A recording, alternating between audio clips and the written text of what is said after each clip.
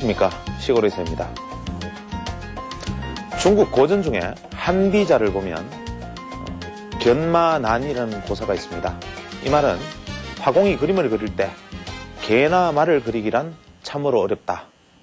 그것은 모든 사람들이 다 보아서 알고 있기 때문이다. 그러나 귀신이나 도깨비를 그리는 것은 쉽다. 그것은 아무도 본 적이 없기 때문에 아무렇게나 그리더라도 다들 그러하려니 생각하기 때문이다. 이런 뜻으로 사용한 말입니다. 주식시장에 대한 우리 기법이나 비법 혹은 방법들에 대한 강의들이 역시 그러한 것이 아닌가 생각합니다. 아무도 보지 못한 것을 내세워서 도깨비를 그리면 그런 듯 보이지만 그것은 그리는 사람조차 실체가 없는 것일 수 있습니다. 이 시간을 통해서 우리는 개와 말을 비록 어렵더라도 다 같이 본 개와 말이 어떻게 생겼는지를 알아보는 시간으로 삼아서 강의를 진행해 볼까 하는 생각입니다.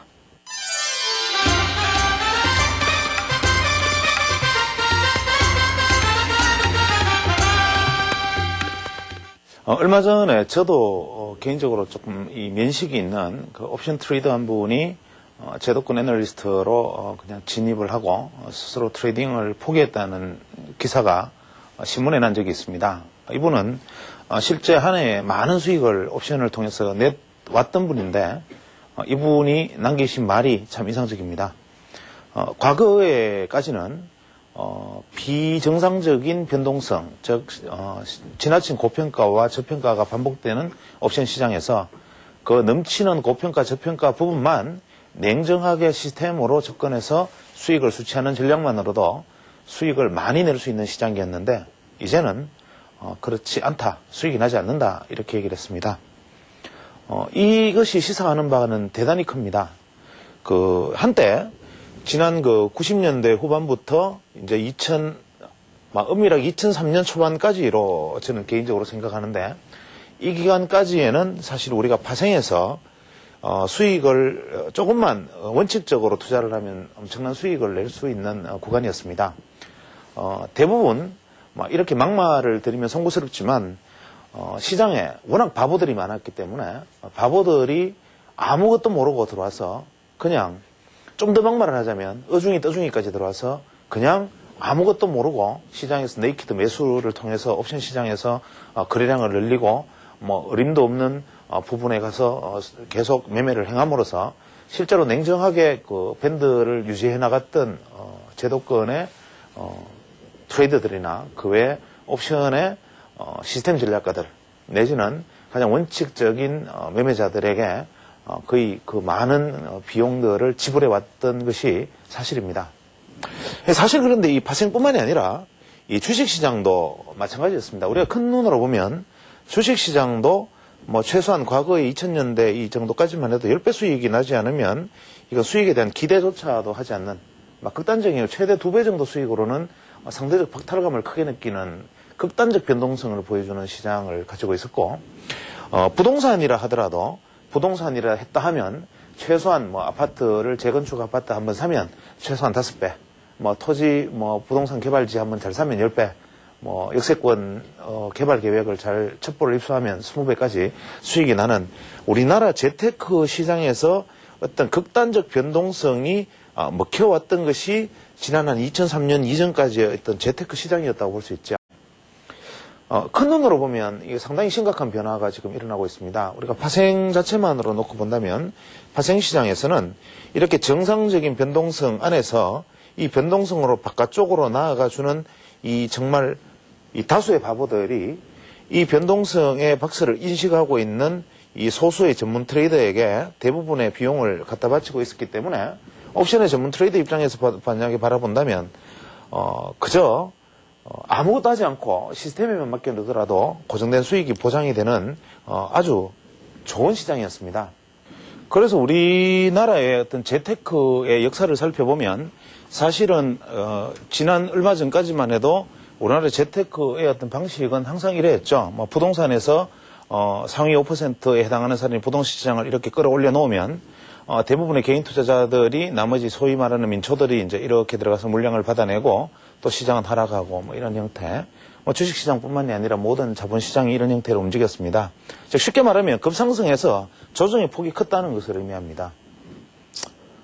이제는 시장의 변화가 어떠한 것인지를 인지하셔야 되는 것이라고 생각합니다. 이제는 부동산 시장뿐만이 아니라 지금 뭐 부동산을 거론하는 것은 모양새가 좀 이상합니다만은 우리 한국 시장에서 부동산도 제 개인적으로는 기술적 분석으로 볼 때는 과히 그렇게 하락할 것으로 보이지 않습니다. 정부에서 어떤 수단을 동원하더라도 어떤 재테크 수단이든 간에 이러한 어떤 급격한 슬로프도 현재는 어렵고 이제는 이러한 급조정도 실제로 어려운 상황에 도래하지 않았나라는 생각입니다.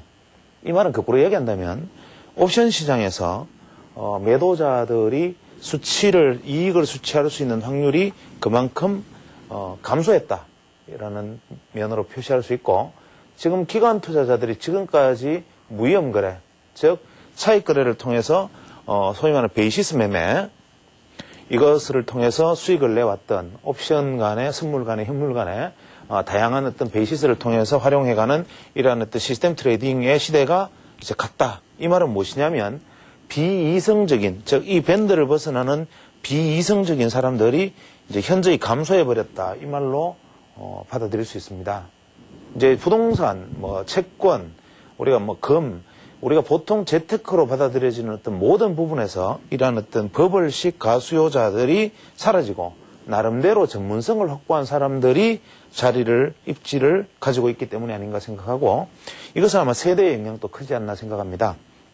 이제 전반적으로 사회의 중심세대가 지금 현재 40대 초반을 중심으로 30대까지 재편되면서 이 세대들이 가지고 있는 나름대로의 어떤 전문성들 스스로 찾아서 공부하고 알아내서 전문가에 못지않은 나름대로의 지식과 확신을 가지고 무엇을 시도하는 방향성들 이러한 부분들이 시장의 주류로 등장하면서 이제 과거와 같은 정상적 이성적 밴드를 벗어나는 이러한 투자는 거리 없지 않을까라는 생각입니다. 그래서 부동산가가 상승하더라도 이것은 과거와 같은 이러한 거품에 의한 상승이 아니라 수요가 이러한 상승을 유발시키는 수요 공급의 원리가 그렇게 만들고 주식시장이 상승하는 것도 역시 내재적인 어떤 수급 요인에 의해서 이런 상승이 벌어질 수 있는 그런 환경들.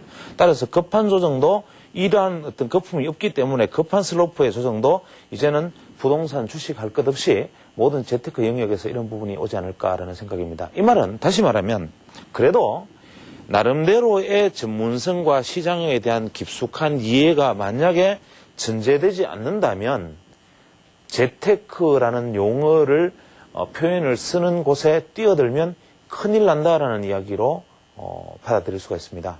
진지하게 한번 고민해 보십시오. 지금 사람이 만약에 10명이 있다면 이 중에 정말 전문가 2사람과 바보 8명이 있던 세상에서 이제는 정말 전문가 2사람에 전문가에 준하는 사람 7사람이 있고 바보 1사람이 있는 세상으로 바뀌었다는 뜻입니다. 부동산, 주식 다 마찬가지입니다. 따라서 어떠한 재테크 수단을 택하든 간에 과거와 같은 극단적 변동성을 기대하는 투자는 어렵다. 주식뿐만이 아니라 어떠한 영역에서도 어려운 시절이 올 것이고 또 반면에 이러한 것들로 인해서 예전처럼 거들난다, 망한다 이러한 형태의 모습도 나타나지 않을 공산이 크다. 저는 그렇게 읽고 있습니다. 때문에 이 주식시장도 예전에 2003년도까지 주식 투자하지 마라. 공부해도 소용없다. 개인 투자자가 어설프게 주식 공부해서 차라리 모르는 것만 못하고 아는 것이 독이다. 알면 죽는다. 이런 얘기를 저는 계속 해왔습니다. 그러나 이제 반대로 아주 철저하게 알아야 하고 나름대로 전문적인 영역을 확보하지 못한다면 차라리 시장을 떠나라라는 말로 말을 바꾸고 싶습니다. 따라서 이제는 그 개인 투자자들이 유가증권 투자, 주식 투자를 하는 범위 안에서도 아까 제가 서두에서 말씀드렸습니다만은 보이지 않는 도깨비나 귀신 그림은 누구나 다 공감을 하고 조금만 더 무섭게 그리면 대단한 도깨비처럼 보이는 이러한 현상들에 쫓아다니다가는 정말로 큰일 나는 세상이 올지 모릅니다. 이제는 모두가 공감하는 정말 소화말을 멋있게 잘 그리는 연습, 누구나 기초적인 부분에 대생을 열심히 해야 되듯이 이러한 부분에 대한 것도 기초부터 아주 깊숙이 전문가 수준의 이해를 갖춘 사람들은 직접 투자를 하고 그렇지 못하다면 차라리 전문적인 영역, 내가 따라가지 못한다면 그러한 능력을 갖춘 사람들에게 맡겨서라도 전문성을 확보하는 것이 바람직하지 않을까 생각합니다. 그런 측면에서 이제 강의를 진행해 나갈 주제는 저는 크게는 다시 예전하고 비슷한 방향성을 가지고 있습니다. 앞으로는 강의 시간을 많이 늘려나갈 생각인데 저는 역시 주식시장에서 일하는 것은 파동론에서 출발한다고 생각합니다. 이 파동론이라는 것이 우리가 흔히 말하는 엘리어트 파동 이런 것을 의미하는 것은 아니라는 것을 누차 말씀드렸고 이 파동론에 대한 이해부터 내려가서 전반적으로 이제 각도론, 그 다음에 추세론, 그 다음에 수급 논리에 대한 어떤 기술적 분석 방법, 이거 추세선이라든지 그 외 일봉 패턴 분석과 같은 여러 가지 패턴 분석에 대한 이야기가 되겠지만 이런 형태로 진행해 나갈 생각인데 일단 오늘 첫 주제로 잡은 것이 엉뚱하게도 제일 마지막에 다루어야 함직한 보조지표, 그 중에서도 RSI라는 지표를 일단 오늘 첫 주제로 들고 나왔습니다. 이 RSI라는 것을 첫 주제로 들고 나온 이유는 제 나름대로 함의가 있습니다. 이것을 좌우같이 생각해 나가시면서 왜 이 친구가 RSI를 첫 번째 주제로 들고 나왔고 다음부터 파동론으로 들어가겠다고 하는가라는 부분들을 한번 짚어보셨으면 합니다. 이 RSI라는 지표는 우리가 이제 Relative Strength Index, 즉 상대 강도 지수 이런 식으로 표현할 수 있습니다. 즉 상대적인 강도가 얼마나 되느냐라는 것을 알려주는 지표다. 완전 고등학생 시험 치는 식으로 이야기한다면 이것은 웰스 와일드가 쓴 지표인데 이 와일드 주니어라는 사람이 왜 이 RSI라는 지표를 만들어냈을까라는 것을 먼저 생각해 볼 필요가 있지 않나 생각합니다. 우선 누구나 아시겠지만 RSI라는 지표는 복잡한 공식들이 있지만 그냥 쉽게 생각하면 이렇습니다. RSI라는 지표는 만약에 RSI 지표가 뭐냐 이렇게 물으면 RSI는 어떤 특정 기간 동안에 기간을 예를 들어서 많이 14일로 잡으니까 14일이면 14일이라는 특정 기간 동안에 주가가 상승했던 상승폭에다가 주가가 하락했던 하락폭, 이것을 더한 값을 상승폭으로 나눈 값. 다시 말하면 상승폭과 하락폭을 더한 값으로 나누어서 이것을 백분율로 표시한 것. 이것이 바로 RSI입니다. 이것은 무엇을 의미하느냐 하면 주가는 이렇게 이제 움직여서 이렇게 파동을 그리면서 가면 우리가 볼 때는 굉장히 랜덤하게 움직이기 때문에 이것이 어떠한 에너지를 가지고 있는지는 알 수가 없습니다. 대부분 방향성은 이렇게 보여도 지금 현재 이 방향성에서도 우리가 이러한 어떤 상승의 흐름을 보여주고 있구나, 아니면은 이러한 어떤 형태를 가지고 있구나라는 것은 눈으로 예측을 할 수 있지만 이것이 상승의 강도가 어떠할 것이냐라는 것을 예측하기란 참 쉽지가 않습니다. 보는 이에 따라서는 현재 횡보 추세에서 수렴하고 있다 이렇게 말을 할 수 있을 것이고 어떤 사람들은 수렴 후에 폭등을 준비하고 있다, 에너지를 수렴하고 이렇게 말을 해도 될 것이고 반대로 무너지면 떨어진다 이렇게 말을 할 수도 있겠지만 이것이 방향이 이쪽으로 갈 것이다 이쪽으로 갈 것이다의 문제가 아니라 이것이 가려는 에너지가 내재 응축이 얼마나 되어 있다라는 것을 에너지라는 측면에서 주목한 것이 바로 이 RSI입니다. 즉 만약에 RSI라는 지표는 이런 것이죠. 지난 14일이면 14일간의 주가가 이렇게 쭉 있으면 주가 지수가 예를 들어서 1000포인트였는데 다음날 995, 다음날 990, 다음날은 985, 다음날은 980, 다음날은 다시 985, 990, 995, 1000 이렇게 되었다고 가정을 하지요. 이게 열흘간 주가가 이렇게 진행되었다고 가정하면 이게 1000에서 995니까 첫날은 하락폭이 5, 다음날은 하락폭이 또 5, 다음날 하락폭이 5, 다음날 하락폭이 5에 그 다음날 상승폭이 5, 또 상승폭이 5, 상승폭이 5, 상승폭이 5가 되는 상황입니다. 만약 이런 것이 되었다면 주가지수 1000포인트가 이건 이제 10일이니까 10일 RSI라고 가정을 하죠. RSI 10인 경우에 주가지수 1000포인트가 주가가 이렇게 떨어졌다가 다시 1000포인트로 돌아온 상황을 의미합니다. 즉 우리가 봉차트나 선차트의 개념으로 보면 이런 형태의 그림을 이야기하는 것이지요. 이 RSI라는 것으로 만약에 생각을 해본다면 RSI는 하락폭이 20, 상승폭이 20. 이 공식에 만약에 대입을 한다면 어떻게 되겠습니까? RSI는 상승폭 더하기 하락폭은 40, 상승폭은 20. 그러면 20 나누기 40은 0.5. 곱하기 100%는 그러면 답은 RSI는 50.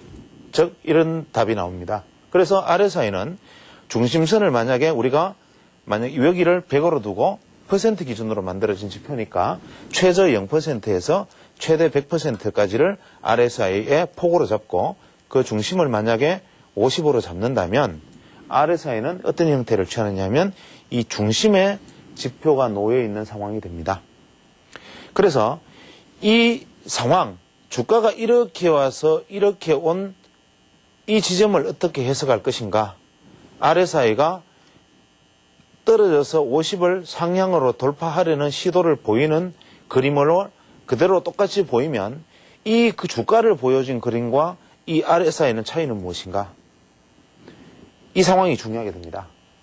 이것은 무엇을 의미하느냐 하면 똑같은 그림에서 여기서 한번 생각을 깊이 되짚어서 생각을 해볼 필요가 있습니다. 똑같은 상황입니다. 현재 1000포인트에서 봉이 이렇게 와서 이렇게 온 이 그림과 RSI가 현재 상대적으로 이렇게 온 그림, 퍼센트가 상승폭, 하락폭이 이렇게 커져서 합해져서 하락폭이 처음에는 커서 낮았다가 올라온 그림이 되겠죠. 이렇게 RSI가 올라온 그림이 되는데 다음 날이 되면 11일째가 되면 만약에 주가는 그냥 횡보만 하더라도 주가가 예를 들어서 여기서 이렇게 횡보만 하더라도 RSI는 어떻게 되느냐 하면 상승을 하게 된다는데 차이가 있습니다. 다시 말해서 RSI는 횡보를 하게 되면 이 다음 날은 똑같은 천이 되고 플러스 마이너스가 없는 제로가 상태가 되기 때문에 이 한 하루가 부과가 되고 이쪽에서 빠진 하루 마이너스 5를 제외하게 되면 상승폭은 20에 하락폭은 15가 되어서 이 분모가 40이 아닌 35가 되고 상승폭은 그대로 지금 20이 되는 결과가 온다는 것이죠. 이 말은 그 다음 날은 주가의 모습으로는 횡보를 했음에도 RSI는 평균선을 돌파한 그림이 나타나고 주가가 하루 더 횡보를 하면 또 저절로 이 하락폭의 숫자가 감소해서 분모가 30이 되고 상승폭 분자는 그대로 20을 유지함으로써 또 1000이 되니까 또 제로가 되니까 RSI는 또 상승하게 되는 결과가 나타나겠죠. 또 만약에 횡보를 하게 되면 이런 식으로 5일간의 횡보를 주가가 만약에 보였다. 5일간의 횡보를 보이면 이 마이너스 폭이 하나씩 감소해서 이날이 되면 분모가 20이 되고 상승폭은 555에 0000이 돼서 20이 되는, 즉 20분의 20은 100%가 되는 결과, 즉 RSI는 100%의 최고점을 기록해버리는 상황이 올 수 있다는 겁니다. 그렇다면 이런 오류를 가지고 있는 지표를 이 사람은 왜 개발했을까? 그리고 왜 이 RSI라는 지표가 선물 투자자뿐만 아니라 기술적 분석가들이 무려 100여 가지가 넘는 기술적 분석 지표 중에서 왜 금과 옥조처럼 붙들고 있을까라는 것에 생각을 한번 주목해 볼 필요가 있습니다. 주제를 다시 돌아가서 이것을 그럼 보편적으로는 어떻게 쓰이나 다 아는 이야기부터 다시 한번 해보겠습니다. 우리가 보편적으로 우리가 RSI 지표에 대한 사용은 이렇게 한다고 알려져 있습니다. 차트를 보면 뭐 이런 식으로 이제 주가는 이렇게 그림이 그려질 것이고, RSI 지표는 우리가 HTS 차트를 보면 이런 식으로 그려집니다. 여기가 100, 여기가 0, 여기 중심선이 이렇게 50이 나와 있습니다. 50이 나와 있고, RSI 지표가 뭐 이렇게 와서 바닥을 찍고 이렇게 턴을 하고, 지금 상황 같으면 아마 이러한 형태를 보였으리라고 생각되는데, 이렇게 RSI 지표가 나타났다면 이 RSI가 이 50 이하 30을 돌파하면 과매도, 또 이쪽에 넘어가서 80을 돌파하면 과매수에 사용되는 과매도와 과매수의 지표, 이거 누구나 아시는 얘기죠. 과매수와 과매도를 알려주는 신호다. 그래서 기계적으로 RSI가 현재 수치가 70, 현재 수치가 30을 내려가면 매수, 70을 넘어가면 매도해라. 뭐 이러한 과매수, 과매도의 지표로 일반적으로 사용하는 경우와, 두 번째로 이 중심선에 해당하는 이 50을 중심선 50, 즉 이 중심선을 상향 돌파하느냐 하향 돌파하느냐에 따라서 매수와 매도를 하는 것이 좋다라고 말하는 관점. 세 번째로는 이 RSI를 이동평균한 값. 뭐 예를 들어서 말씀드린 대로 아까 RSI를 계산해 보면 그것이 뭐 70, 75, 80 이렇게 수치가 나올 수 있겠지만, 그것을 다시 뭐 예를 들어서 10일간의 RSI라면 10일간의 RSI면 RSI 값을 다 더해서 나누기 10 하면 그 값이 나오겠죠. 이동평균선을 만드는 것과 똑같이. 그래서 RSI 이동평균선, 그것을 우리가 RSI의 기준선이라고 부르고, 이 기준선이 아마 여기 같으면 이렇게 아마 오지 않았을까 생각되는데, 이 기준선을 하향 돌파하면 매도, 이 기준선을 상향 돌파하면 매수, 이렇게 해서 소위 말하는 기준선 돌파에 따른 매수 매매의 방법. 또 다섯 번째로는 이러한 추세보합형 지표에 대해서 가장 많이 사용하는 방법. 주가는 이렇게 고점을 돌파하는데, 이 RSI는 주가는 지금 저점을 갱신하는데 RSI는 저점을 높일 때, 주가는 떨어지는데 RSI는 저점을 높일 때, 이것을 다이버전스라고 한다. 다이버전스를 이용하는 방법. 또 여섯 번째로는 RSI가 현재 고점을 갱신해서 고점으로 가고 있다가 이 고점을 다시 재갱신하는, RSI가 꺾여서 끝난 줄 알았는데 이 RSI가 고점에서 다시 고점을 돌파하거나, RSI가 떨어져서 반전하는 줄 알았는데 더 떨어지면서 저점을 다시 돌파할 때 이것을 페일러를 한다. 그래서 페일러를 이용하는 방법. 또 일곱 번째로는 페일러 스윙을 이용하는 방법. 페일러 스윙이라는 것은 저점을 이렇게 해서 돌파하는 줄 알았지만 저점을 다시 돌파해버리는 페일러가 아닌, 페일러를 보이는 것처럼 보이다가 정말 반전해버리는, 혹은 고점을 이렇게 가서 다시 고점을 돌파하는 페일러를 보이는 것 같았지만 실제로 실패해버리는, 그래서 하락이 가속화되는 페일러 스윙. 뭐 이런 다양한 사용 방법들이 있고, 또 이 RSI는 주가에 있어서 상승폭과 하락폭 대비 현재의 종가를 말하는 것이기 때문에, 엄밀하게 말하면 등락하는 주가를 완만하게 그려놓은 파동 차트와 같은 말이기 때문에 이 자체에서 파동을 셀 수 있고, 또 이 자체에서 가격과 같이 추세선을 그어서 이 추세 지지 저항을 논할 수 있는, 소위 말하는 추세선을 작도할 수 있고, 뭐 이러한 활용 방법들이 무수하게 쭉 나타날 수 있는 것이 RSI이면서, 또 한 가지 빼먹을 수 없는 것이 패턴까지 적용할 수 있다. 예를 들어서 RSI에서 가장 이상적인 패턴, 영선을 돌파할 때, RSI가 저점에서 영선을 돌파하는 모습이 원형 차트를 그릴 때, 즉 RSI가 떨어지는 각도도 완만한데 올라가는 각도가 그 각도와 같이 완만한 각도를 보여줄 때, 혹은 이것보다 더 완만한 각도를 보여주면서 영선을 돌파하는 모습을 보여줄 때, 이러한 패턴들, 소위 말하는 원형 패턴들을 보여줄 때의 RSI 모습. 뭐 이렇듯이 RSI라는 것은 대단히 유용하게도 사용하고, 실제로 우리가 주가 선차트나 봉차트를 분석할 때 사용하는 방법을 그대로 적용해서 사용을 하기도 합니다. 그런데 우리가 이 RSI라는 것과 또 같이 세트로 우리가 이제 그 컨비네이션으로 같이 사용하는 지표 중에 하나가 스타캐스틱입니다. 이 스타캐스틱 지표하고 RSI 지표는 사실은 용법이 큰 차이가 없기 때문에 이 개념의 차이에 있어서 크게 구분을 짓지 않고 용법을 그대로 적용하는 경우가 대단히 많은데, 이 두 가지의 상관관계의 차이를 우리는 정확히 알고 있어야 됩니다. 먼저 RSI 상대강도 지수는 아까 말씀드렸다시피 주가가 오를 때는 상승폭이 크다.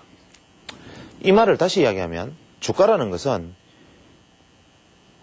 이렇게 상승폭과 하락폭을 이렇게 잡았을 때 아무리 그래도 주가가 오른다는 것은 상승했는 폭이 큰 것이다. 시간이 흘러가면 그것은 뭐 말할 나위가 없는 것인데, 이 주가가 변동을 보이는 과정 속에서 하락했던 변동의 폭, 이것보다 상승했던 변동의 크기 얼마나 크냐를 누적시킨 것이 RSI라면, 즉 상승할 때는 얼마씩이나 상승하고 하락할 때는 얼마씩이나 하락을 했느냐 할 때 그 넓이에 관한 차이는 두지 않는다.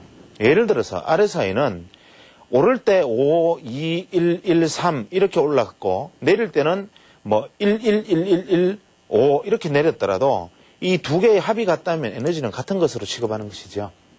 예를 들면 단위 시간당 펀치를 강하게 때려서 한 번에 때리는 에너지나 잽으로 계속 때리는 에너지나 그것이 때리는 에너지와 맞는 에너지를 비교해서 상대방과 내가 때리고 주고받은 힘을 합해서 비슷하다면 두 개는 셈셈이다, 이런 관점에서 보는 것이죠.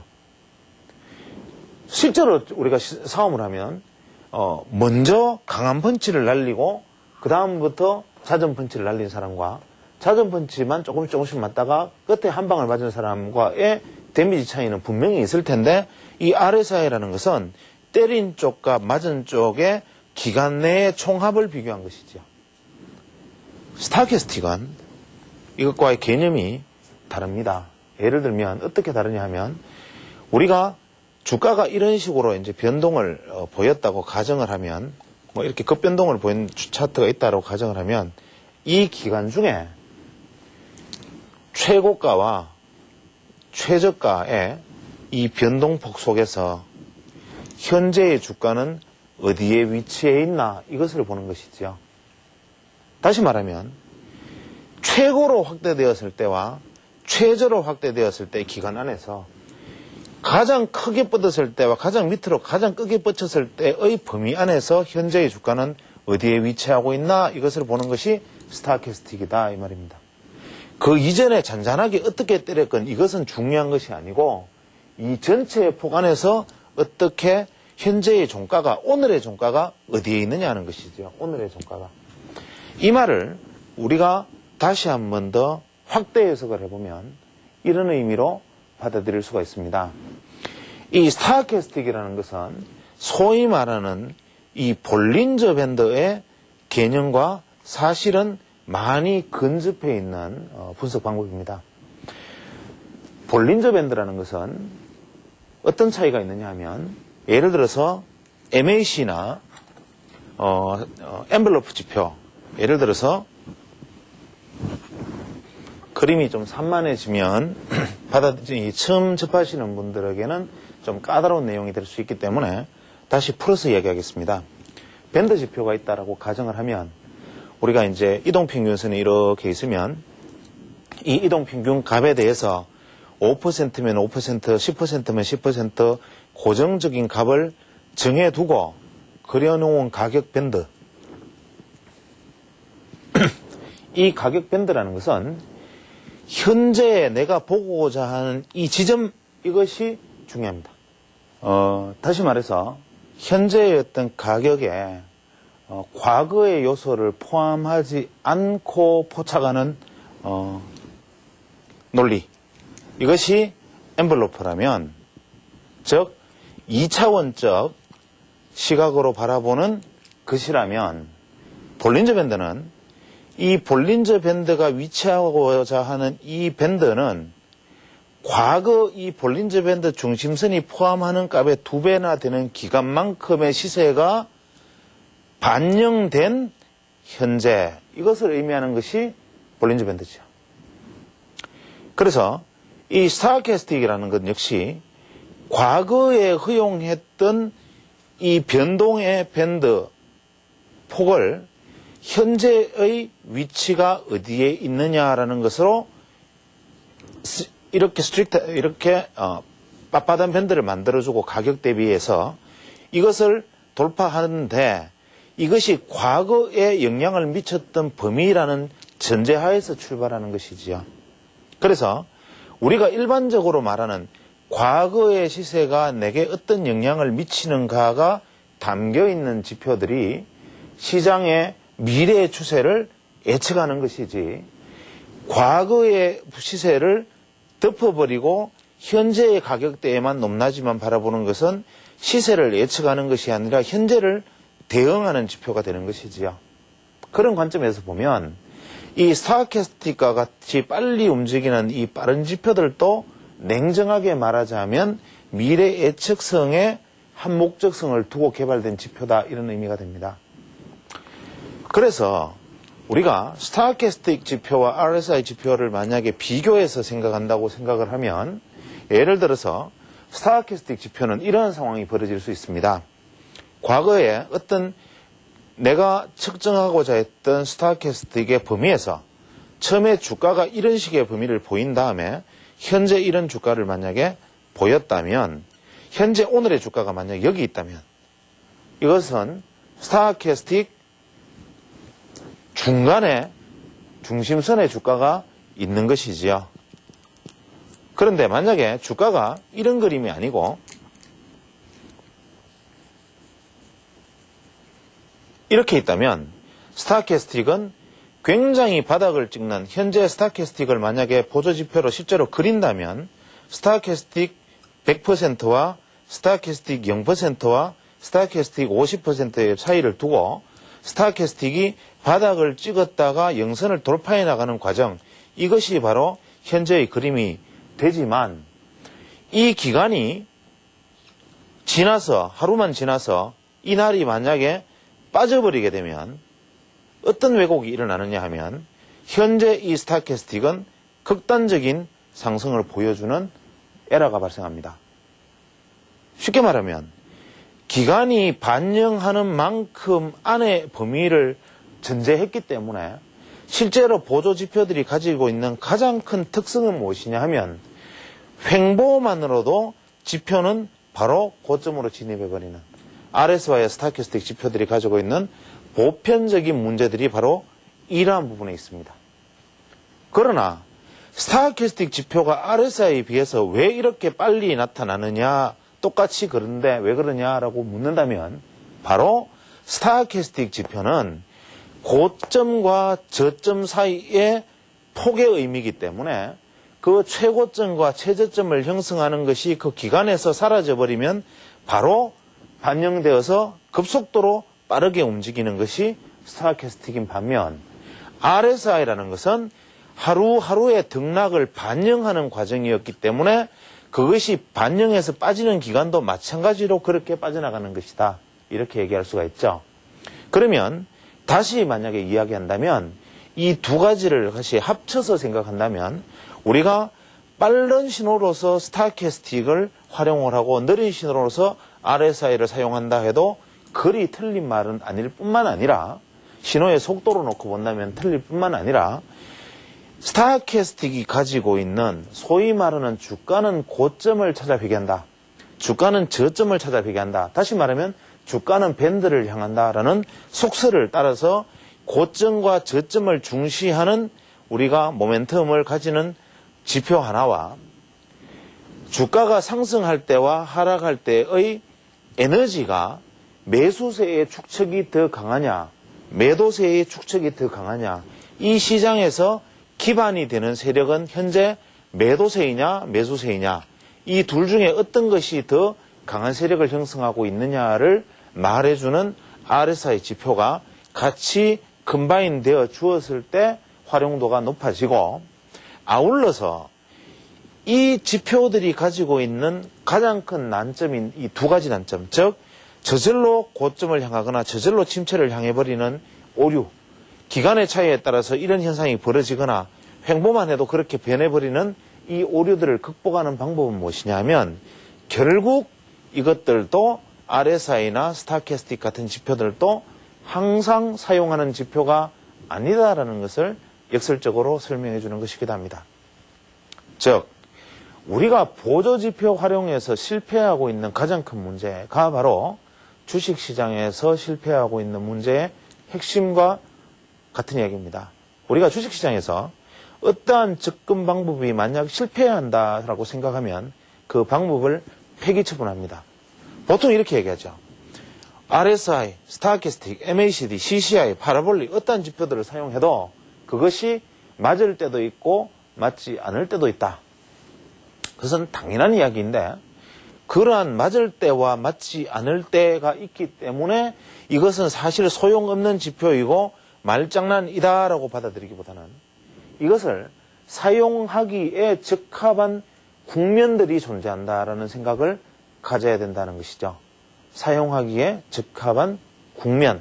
바로 그것은 무엇이냐 하면 이 스타캐스틱 지표라는 것과 RSI 지표라는 것의 가장 극명한 활용도의 차이는 뭐냐 하면 이 스타캐스틱 지표라는 것은 제가 그냥 극단적으로 이름을 붙이면 이게 발진형 지표다.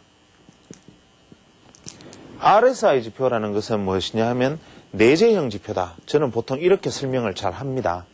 즉 RSI라는 것이 가지고 있는 이 지표는 어떠한 것이 가지고 있는 에너지가 소위 말하는 내공이 어떠하냐를 알려주는 지표이고 스타캐스틱이라는 것은 어떤 한계점에 다다랐을 때 주가가 변곡점에 이르렀을 때 그것을 어떠한 방향성을 보여줄 것인가를 알려주는 지표이다라는 것을 활용하는 것이죠.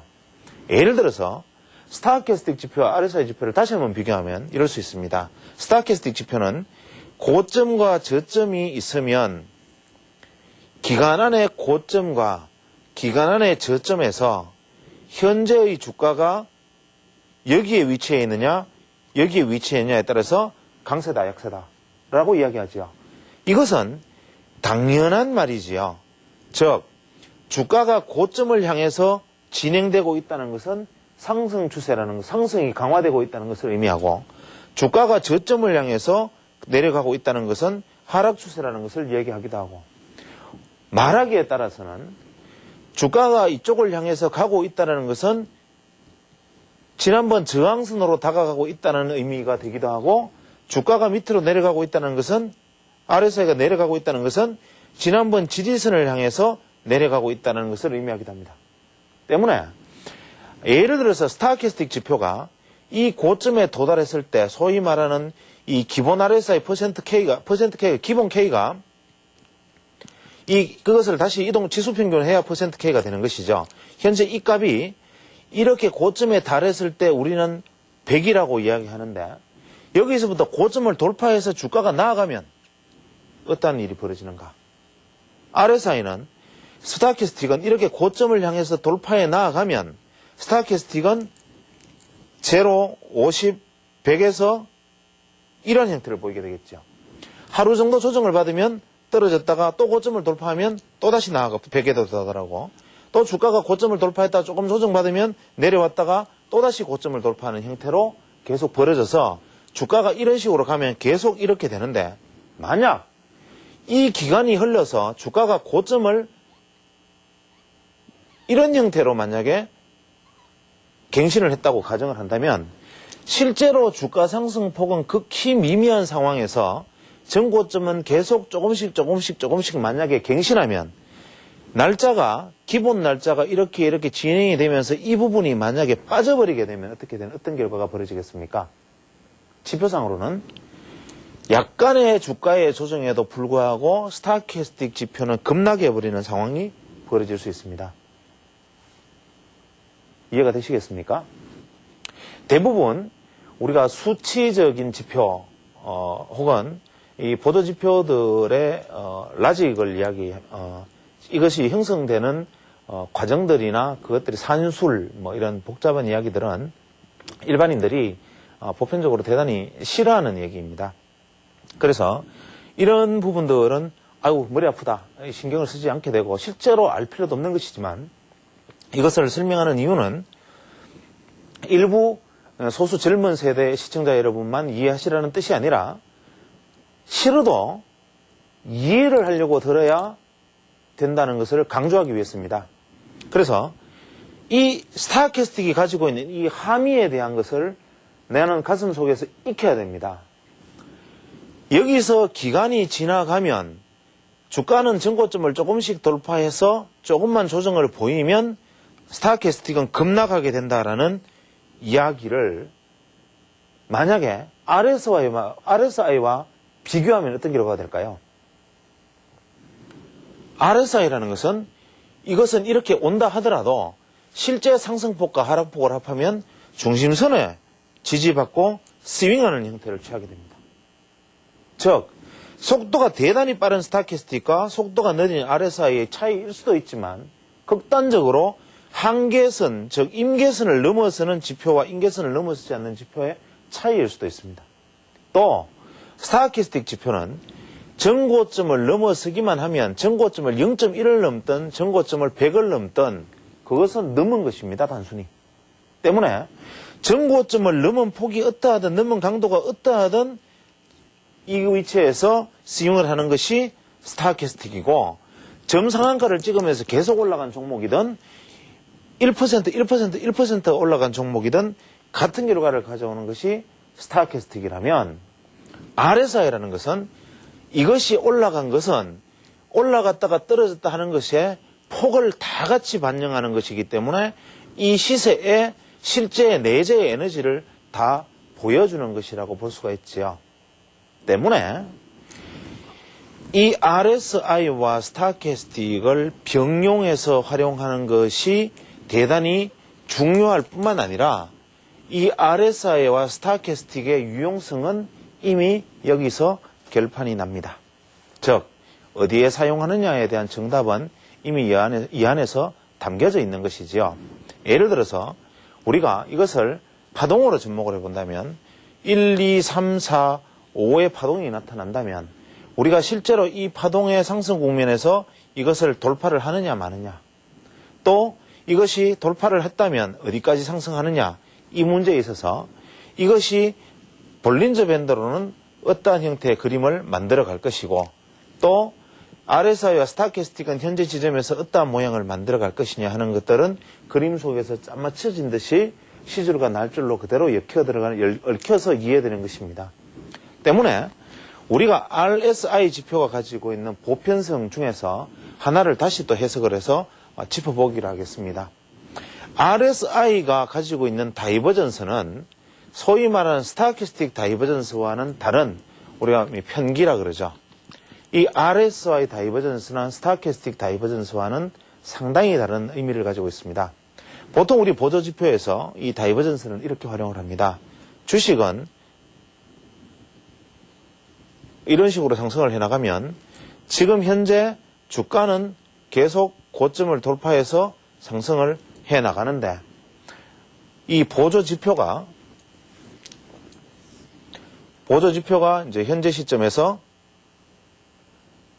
고점을 넘어서지 못한다면 즉 이 보조지표가 현재 시점에서 넘어서지 못하고 주가는 고점을 넘었으면 주가는 고점을 넘어서는데 보조지표는 고점이 낮아지면 이것을 우리가 다이버전스라고 그러고 이것은 시장이 떨어지려는 에너지를 가지고 있는 것이다 라고 해석을 하고 또 반대로 시장은 이렇게 떨어지고 있는데 보조지표가 만약에 이렇게 방향성이 주가는 이렇게 떨어지는데 보조지표는 이런 방향성을 보여준다면 주가와 보조지표가 방향이 다르기 때문에 이것은 상승을 예비하는 것이다 이렇게 말하는 것이 다이버전스를 이용한 일반적인 투자가 됩니다.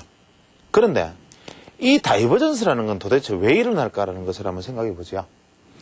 RSI가 현재 가지고 있는 이 값들은 바로 이 기준선만큼에 해당하는 날짜, 예를 들면 RSI 14라면 14일 동안 상승했던 상승폭과 14일 동안 하락했던 하락폭을 더한 값을 상승폭으로 나눈 것이지요. 때문에 주가라는 것이 분명히 상승을 했고 분명히 여기서 상승을 했고 여기서도 또 상승을 해서 이 상승폭보다 이 상승폭이 고점을 넘어섰음에도 불구하고 실제적으로 여기에서 보여줬던 상승이라는 것은 디딤돌을 가지는 상승을 보여주었던 것이고 현재 여기서 고점을 넘어서긴 했지만 이 상승이 만약에 디딤돌이 없는 상승이었다면 이것에 대한 반영도는 낮은 반영도가 접어들고 이쪽에 큰 반영도의 숫자가 접어드니까 이 숫자가 기하급수적으로 커지게 되지요. 즉 상승폭의 숫자는 늘어난다 하더라도 이 숫자만큼 늘어난다 하더라도 반대로 분모에서 늘어난 숫자에 빠져나가는 숫자가 같이 있다면 즉 하락폭과 상승폭을 나누었을 때 상승폭의 마지막 일수에는 크게 들어가고 앞에 1, 1, 1, 1, 5가 된다면 1이 빠지고 5가 대치됐다는 거, 분모에서. 이것이 바로 여기에서 고점을 낮추는 결과로 가져오게 되는 것이죠. 다시 설명하면 말이 좀 복잡한데 잘 이해를 하셔야 됩니다.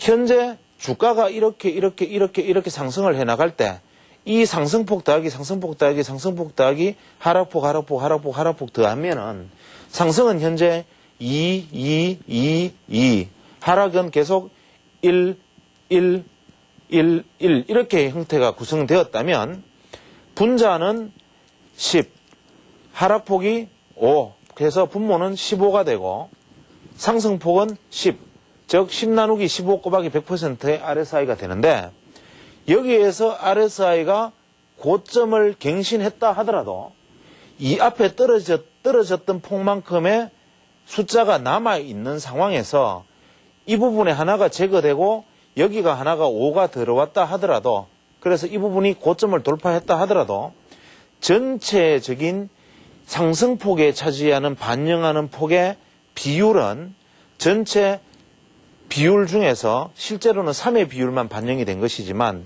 이것을 나누는 폭에서는 하락폭을 제외하고 나누는 폭에서는 이것이 전체적으로 나누는 비율로 접어드니까 실제로는 1.5배 정도 수준만큼의 반영 비율을 가지게 된다는 것이죠.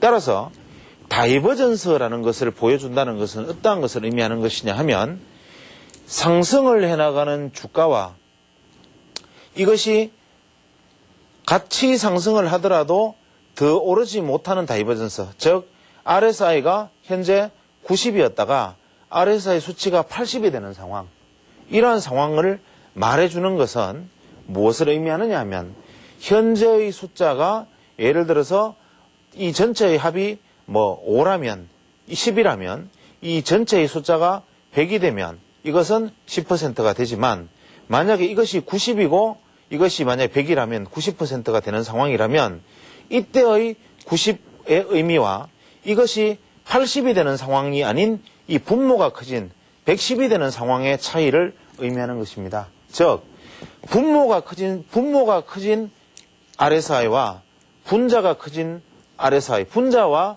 분모가 같이 커진 RSI와 분모만 커진 RSI 혹은 분모가 줄어든 RSI, 분자가 커진 RSI 여기에 따라서 RSI라는 것은 편기를 보이게 된다. 이러한 내용을 가지게 됩니다. 지금 해야 될 얘기가 너무 많이 남아있는데 이 정리가 되지 않은 관계로 일단 이 정도에서 마무리 짓고 다음 시간에 파동론에서 계속적으로 이어나가서 강의를 이끌어 나갈 수 있도록 하겠습니다.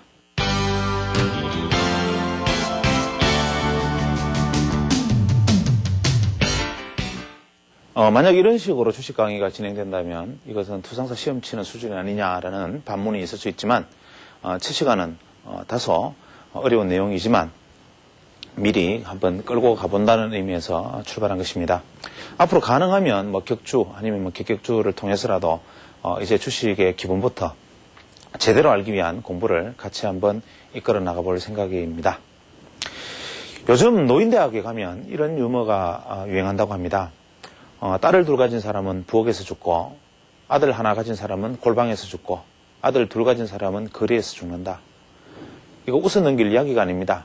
딸 둘이 있으면 이 집 저 집 가서 일하느라고 부엌에서 일하다 죽고 아들 하나 있으면 소외당해서 골방에서 쉬도 새도 모르게 혼자서 죽고 아들이 둘 있으면 서로 모시지 않으려고 배구공처럼 서로 넘나들다가 길거리에서 죽게 된다는 노인들의 탄식입니다. 맹인 부부가 전기요금을 못 내서 불에 타서 사망을 하는 안타까운 일이나 또 계모가 어린아이들을 폭행함으로써 어린아이들이 숨지는 일까지 벌어지는 세상입니다. 정말 국민소득 2만 불이든 주가지수 2,000포인트, 3,000포인트든 그것이 중요한 것이 아니지 않은가 생각합니다. 먹고 사는 일 중요하지만 먼저 짐승의 세상이 아닌 사람의 세상이 되어야 되고 사람의 세상에서만 그나마 재테크든 경제든 정치든 이야기가 진행될 수 있지 않을까 생각합니다. 먼저 사람 사는 세상, 정말 그것이 그리운 때인가 생각됩니다. 고맙습니다.